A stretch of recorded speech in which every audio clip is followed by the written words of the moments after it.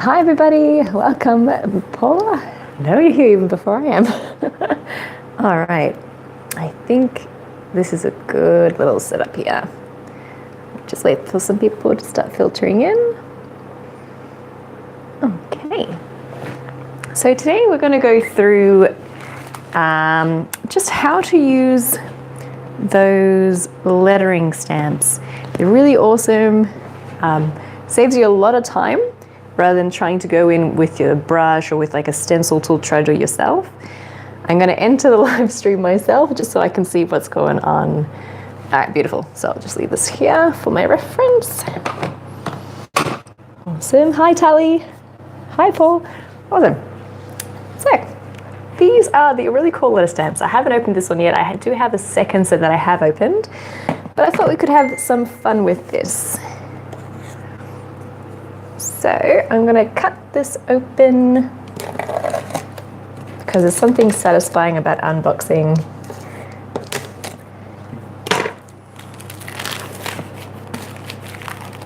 And this is what, oh, okay, there's more packaging. This particular set comes with the uppercase and lowercase separate. So I'm going to open this up. Note, when you do open these up, do not face it down this way because all the letters are going to come flying out. So what I'm going to do is cut it along the side. You could use a scissors, probably not a sharp paring knife because you could probably leave a mark on your acrylic.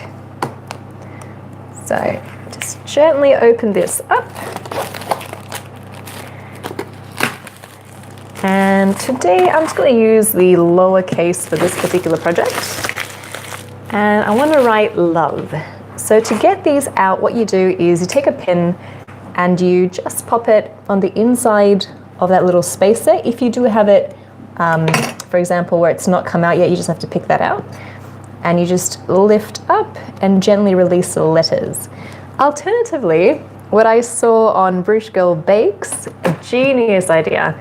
She used sticky tape. And what I'm going to do is I'm going to stick it together so both sides are tacky. And then I'm going to wrap it around my finger. And now, so cool. You just go in and you pick out the letters. So we're going to be writing love. I'm going to take out the L. You will get these little fragments that you just don't need, so you can toss those away. So L, O, ooh, I lost the A. So gotta be really careful you don't lose them. So L, O. This can be a little tedious to take out, but bear with me. V. One more letter. Where's the E at? Let it go. And E. Didn't want to stick to my hand. All right. Oh, that's actually really cute. I'm going to show you guys. If you can't see from that angle, I'll quickly come around. Glad wrap these before you end up tossing them all over your floor. I'm just going to pop these aside. And now this actually came with an acrylic block. And the acrylic block has like a template that you can make sure that everything is in line. What I might do is come around and just change the angle of the camera, just so you can see better what I'm meant to do. Okay, that's better. So one side is an acrylic block, the other side is a sticky stamp. So it's a double-sided sticky silicone, basically. And what I'm going to do is line it up on this mat. So we got L-O-V-E. I'm doing this upside down. God, I hope it looks normal. L-O-V-E. I might just turn this around. And yep. So once you like the positioning, all you have to do now is grab that silicone matte stampy pad. I think it's called the stampy pad. And then you just lay it right over the top and the letters should stick directly to that pad. Give it a bit of a press down just to make sure they've adhered. And now you have your stamp at the ready. So you could write anything you like. You could do this directly on fondant cookies, which is what I've tried so far. I haven't actually tried it on a cake yet, so this is going to be interesting.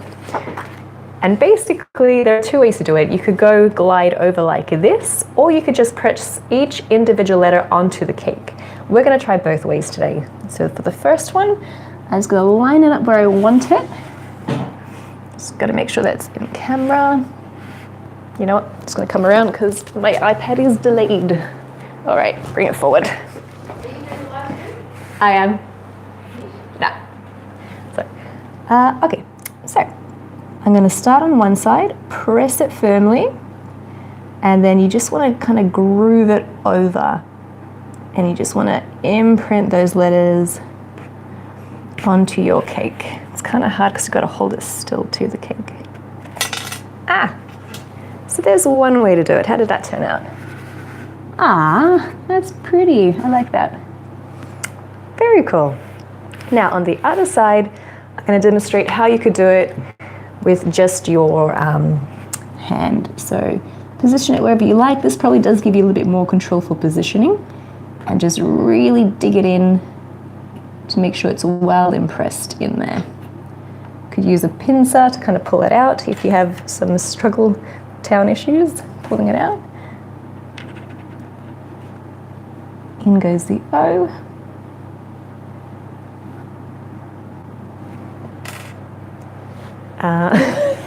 Is that the right direction? Yes, it is. All right, cool.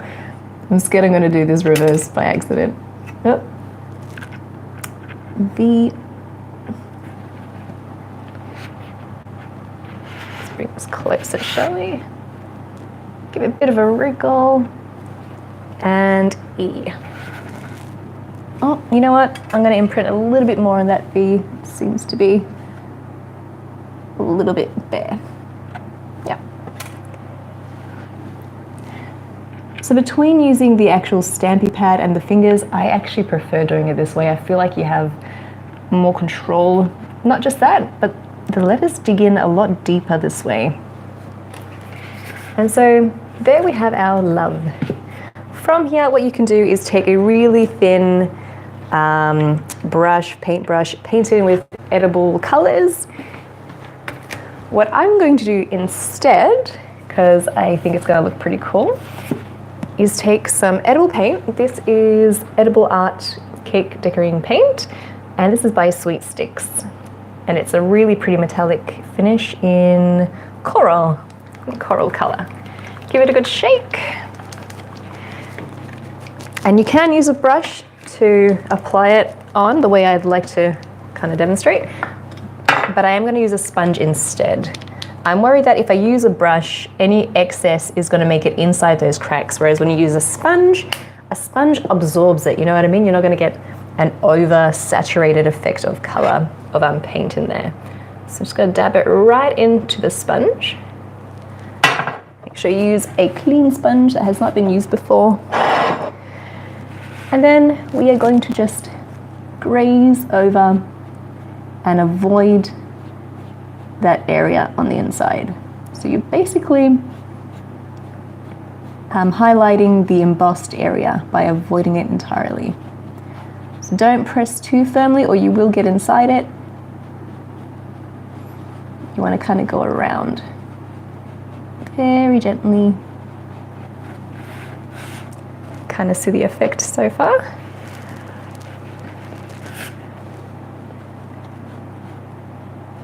Just grazing. I'm not adding any pressure whatsoever and just letting it touch the cake. And if it's got like a really wide groove, just try to avoid the area entirely in case you get it inside. That's basically one way to do it.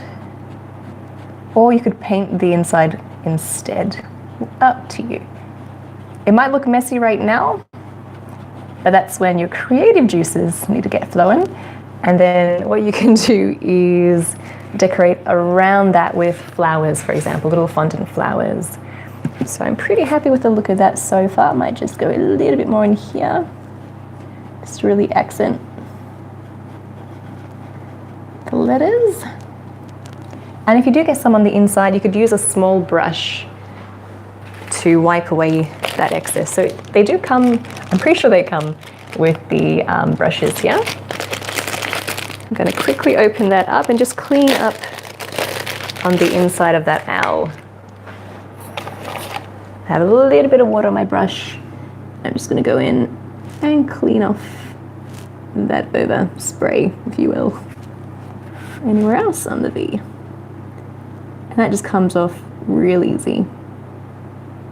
Go in some more water if you really want it to be nice and clean, but I'm going to stop it right there. And then to decorate the outside, I have little plunger cutters that I'm going to use. So some fondant, you can color your fondant in white or any other color really, just to really pop. I'm going to go ahead and just use the same color. Roll it out thin. You could use either cornstarch, icing sugar, or shortening to make sure it doesn't stick to your countertop. Then I've got little blossom cutters, and I'm going to cut out little blossoms like this, run it on the table so that there's no frilly, ugly areas. And then with a little bit of water, you can apply those directly onto your cake to hide that seam. So it's just a matter of being creative of how you might cover that up. If I were to go all around this, it'd probably take me a good 10 minutes, and I don't want to waste your time.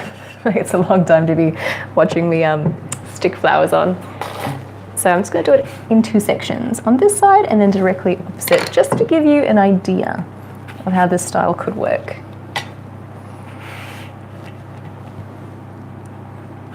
There's one. Ah, so pretty.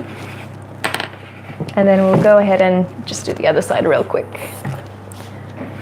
Add a bit of water. And in you go again with the plunger cutters. So 1, 2. What's that? 5 on this side? We'll do 5 on this side as well. 4. Ooh, that needs water.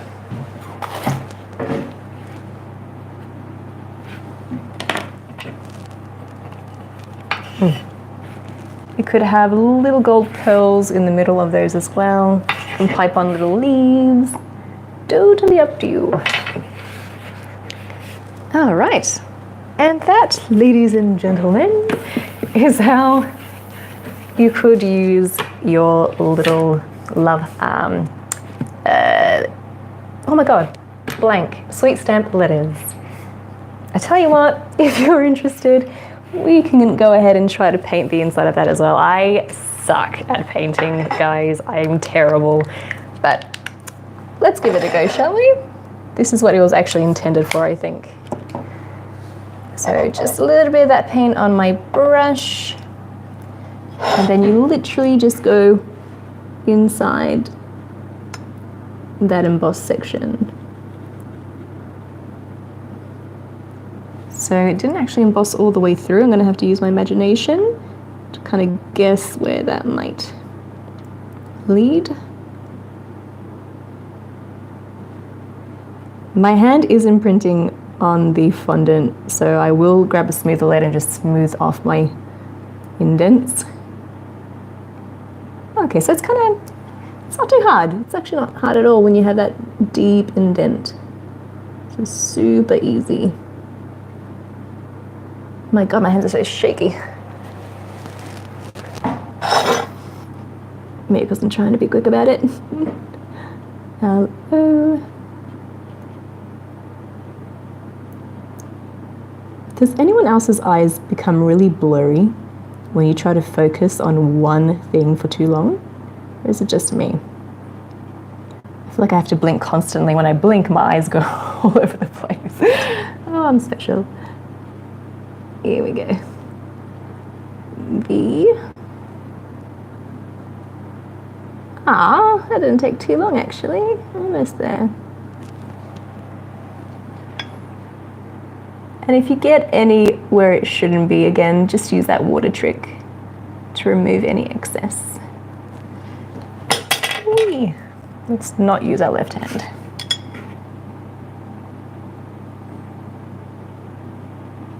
Okay, and that is all. So fun and easy. Ta-da! All done. Yep, I could go around the edges a little bit more, but I'll do that maybe never on this cake because I'm not going to use it. But that's the general idea. I hope you guys enjoyed this tutorial. Thank you so much for being here with me today.